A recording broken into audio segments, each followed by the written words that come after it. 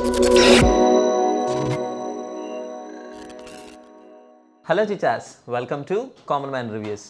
Just ఇప్పుడు మన Kajal act చేసిన సత్యభామ మూవీ చూసానండి. ఒక మంచి యాక్షన్ థ్రిల్లర్గా మన ముందుకు వచ్చిన ఈ మూవీ స్టోరీ ఏంటనేది ఒకసారి చూద్దాం. ఈ మూవీలో కాజల్ ఒక షీ టీంలో ఏసీపీ పొజిషన్లో వర్క్ చేస్తూ ఉంటారు. ఏదైనా ఒక కేసు టేకప్ చేస్తే పూర్తిగా సాల్వ్ అయ్యే వరకు వదిలిపెట్టని మైండ్ సెట్ అనమాట. ఈ ప్రాసెస్లో తన దగ్గరికి గృహహింస కేసు కోసం ఒక అమ్మాయి మన హీరోయిన్ దగ్గరికి వస్తుంది. తన మీద ఉన్న దెబ్బలు అవి చూసి హీరోయిన్ కోపం వచ్చి వాళ్ళ హస్బెండ్కి కాల్ చేస్తాడు. వాడు ఆ కోపంతో ఆ అమ్మాయిని చంపేస్తాడు. అయితే వాడిని పట్టుకునే ప్రాసెస్లో మన heroine A kind of problems కావచ్చు, లేదంటే ఛాలెంజెస్ కావచ్చు ఎదుర్కొన్నది అనేది ఈ మూవీ యొక్క మెయిన్ కాన్సెప్ట్. ఈ మూవీలో మెయిన్ చెప్పుకోవాల్సింది ఏంటి అంటే మన కాజల్ యాక్షన్ అండి. టైటిల్కి తగినట్టుగానే అంతా హీరోయిన్ సెంట్రిక్గానే ఉంటుంది. ఎక్కడా కూడా ఇంకా వేరే ఏ క్యారెక్టర్స్ కనిపించవు అనమాట. అయితే ఇక్కడ మన డైరెక్టర్ ఒక కాన్సెప్ట్ని చాలా నీట్గా చెప్పాలని ప్రయత్నం చేసినా ఏదో ఒక పాయింట్లో ఫెయిల్ అయ్యాడు అని నాకైతే అనిపించింది. అతను తీసుకున్న కాన్సెప్ట్ ఏదైతే ఉందో చాలా పర్ఫెక్ట్గా ఉంది. కథలోకి వెళ్లే కొద్దీ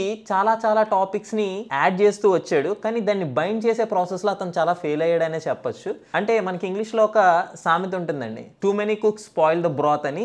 ఇక్కడ కూడా అదే జరిగిందనమాట. వర్చువల్ గేమింగ్ కావచ్చు, హ్యూమన్ ట్రాఫికింగ్ కావచ్చు, టెర్రరిజం కావచ్చు, ఇలాంటి అన్ని కాన్సెప్ట్స్ని కూడా తీసుకొచ్చి ఈ మూవీలో క్లబ్ చేస్తాడు. అంత పర్ఫెక్ట్గా ఎగ్జిక్యూట్ అవ్వలేదని నా వరకు అయితే నాకు అనిపించింది. ఇకపోతే మూవీలో ప్రకాష్ రాజ్ కావచ్చు, హీరోయిన్ హస్బెండ్గా నవీన్ కూడా యాక్ట్ చేశారు.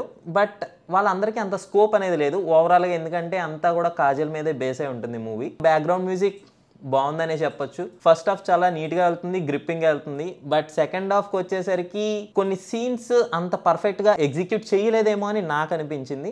ఓవరాల్గా మూవీకి వచ్చేసరికి it's a one time watchable movie. Director first movie అయినా సరే ఎగ్జిక్యూషన్లో ఇంకొంచెం వర్క్ చేసి ఉండుంటే బాగుండేమో అనిపించింది. ఇటువంటి హానెస్ట్ అండ్ జెన్యూన్ రివ్యూస్ కావాలనుకుంటే మా ఛానల్కి సబ్స్క్రైబ్ చేయండి. అంతేకాకుండా మీ ఫ్రెండ్స్ అండ్ ఫ్యామిలీకి కూడా షేర్ చేయండి. అండ్ లైక్ చేయడం మాత్రం మర్చిపోకండి. Okay, thank you.